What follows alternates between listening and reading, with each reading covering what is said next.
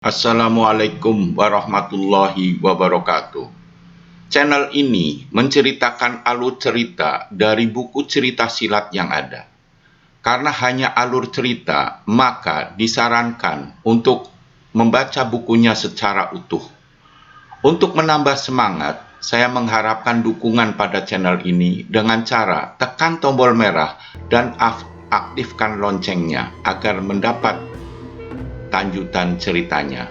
Kali ini saya menceritakan alur cerita Bukek Xiansu atau Manusia Dewa karangan Asmaraman Kopingho.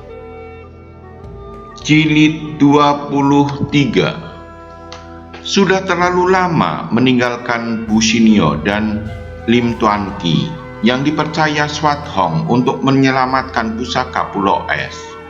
Malam itu, mereka berhasil lolos keluar dari kota raja dan semalaman suntuk terus melarikan diri ke barat. Namun dikejar oleh Tio Sekbi dan 3 anak buahnya. 4 orang ini tadi malam ikut mengepung Liu Bei dan Xian Kok. Tio Sekbi kebetulan mendengar penitipan pusaka Pulau Es oleh Swat Hong. Maka mereka diam-diam mengejar sampai ke hutan ini. Tio Sekbi mau merampas pusaka Pulau Es, maka terjadilah pertempuran Swinyo dan Tuan Qi melawan dengan mati-matian.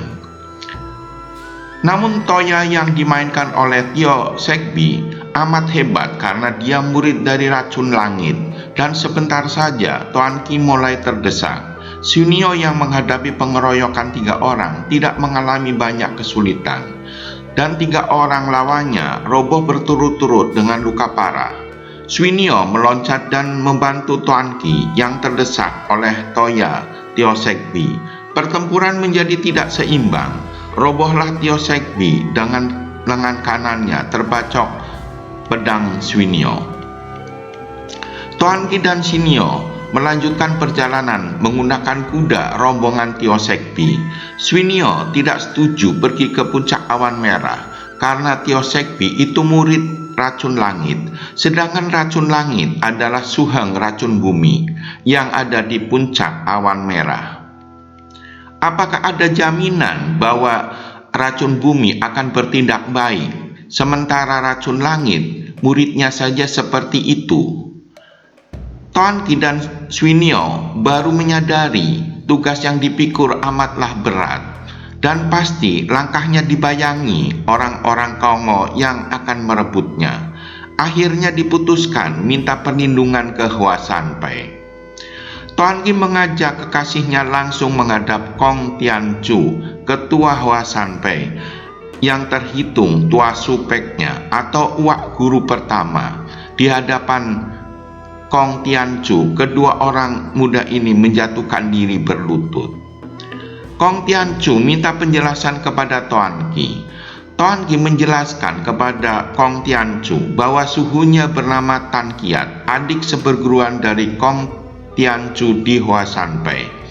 Tan Kiat pergi dari Hua Sanpai dan membuka perguruan silat di Kunming. Tan Kiat difitnah pembesar sebagai pemberontak dan dijatuhi hukuman mati. Tuan Qi juga menderita karena orang tuanya juga menjadi korban keganasan pembesar. Akhirnya Tuan Qi bergabung dengan pejuang bersama Jenderal Anglusan. Setelah berhasil, Tuan Qi mengundurkan diri karena tidak menghendaki kedudukan apa-apa. Kemudian Tuan Qi menceritakan bahwa Putri Pulau Es telah menitipkan pusaka Pulau Es. Namun mereka selalu dibayang-bayangi dan dihadang orang jahat yang hendak merampas pusaka, sehingga mereka minta perlindungan dengan bersembunyi di Hua Sanpai. Kong Tianchu menjadi bengong mendengar nama Pulau Es, dan tanpa sengaja Kong Tianchu menyebut 5 pendekar dari Bukit Ayam.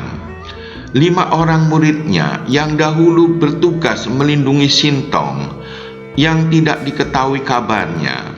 Swinyo menjelaskan bahwa 5 pendekar dari Bukit Ayam telah dibunuh wanita pandai berpayung pedang, Kiamo Chaili, dan Nona Swathong dari Pulau Es telah membunuh wanita pandai berpayung pedang itu. Akhirnya Toan Ki dan Swinyo diperkenankan tinggal di Hoa San Pe, dan sebulan kemudian mereka menikah.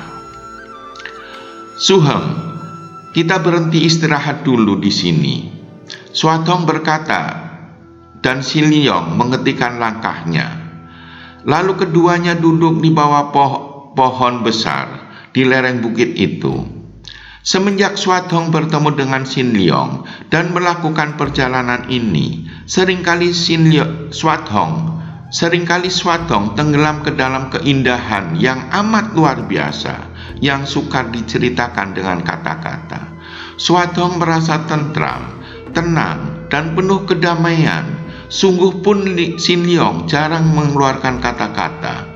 Swathong seperti merasa betapa diri Sin Leong bersinar dengan cahaya yang hangat dan aneh. Terasa ada getaran yang ajaib keluar dari pribadi Sin Leong yang mempengaruhinya dan mendatangkan suatu perasaan yang menakjubkan, yang mengusir segala kesesalan, segala kerisauan, dan segala kedukaan. Swathong mencintai Sin Leong, namun sekarang timbul perasaan lain yang lebih agung daripada sekedar cinta biasa, perasaan yang membuat dia penuh damai. Swathong menanyakan kemana tujuan perjalanannya. Sin Leong tersenyum.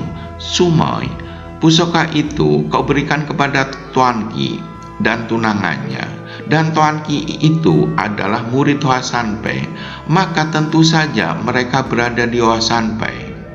Dan jangan membayangkan hal-hal yang belum terjadi, hanya akan menghasilkan prasangka buruk belaka. Sin Leong mengajaknya bangkit berdiri, lalu perlahan-lahan melanjutkan perjalanan. Tiba-tiba mereka melihat orang berbondong-bondong naik ke pegunungan Hoa San dari berbagai penjuru. Swathong menunjukkan keberadaan racun bumi, tokoh yang tinggal di puncak awan merah itu. Sin Leong tersenyum, perlahan menjelaskan keberadaan Bong Sek Bin yang berjuluk racun langit, Tiang Ham yang berjuluk sedunia nomor 1, ketua Kang Jui Pang di Sichuan, Lam Hai Sen Jin, Tosu Masikan Pulau Kura-Kura, Suhu Kwetoako, Hin Xiao Che berjuluk pelajar bersuling perak, merupakan pertapa di Bukit Pengsan. Dan yang satu yang di ujung adalah seorang yang pernah menyerang Pulau Neraka. Dialah naga laut mata satu, Koan Sek, seorang bekas bajak laut. Pek Sin Tojing sebagai ketua Hoa San Pe yang menggantikan Kong Tianchu karena Kong Tianchu telah tiada. Pek Sin Tojing yang berambut putih dan bersikap tenang itu menanyakan maksud dan tujuan para tokoh dunia Kongo kedatang ke Hoa San Pe. Ternyata semua tokoh dunia Kongo datang ke Hoa San Pe untuk mencari Toan Ki dan Swinyo, karena Toan Ki dan Swinyo dititipi dan membawa pusaka Pulau Es. Situasi semakin memanas karena timbul dua kubu yang saling bertentangan. Racun bumi, pelajar bersuling perak, dan Lam Hai Sen Jin membela Hoa San Pe. Dan seandainya ada pusaka Pulau Es yang tersimpan di Hoa San Pe, biarlah yang punya pusaka mengambilnya sendiri. Sementara racun langit, sedunia nomor 1, dan naga laut mata 1, dan tokoh lainnya ingin merebut pusaka dari Pulau Es dan dibagi rata. Suasana menjadi semakin kacau karena racun langit membawa muridnya Tio Sekpi dan lainnya. Tio Sekpi menceritakan penitipan pusaka dan bekas lukanya. Sedunia nomor 1 dan naga laut mata 1 membawa anak buahnya. Juga masih ada tokoh lainnya. Akhirnya Toan Ki mengaku dengan suara lantang, "Cuy sekalian, kami berdua suami istri tidak menyangkal bahwa memang kami telah dititipi pusaka oleh Nona Han Swathong 2 tahun yang lalu. Akan tetapi kami tidak pernah tahu apa isinya. dan kami tidak akan menyerahkan pusaka itu kepada siapapun kecuali kepada yang berhak, yaitu Nona Han Swat Hong. Bersambung ke jilid 24.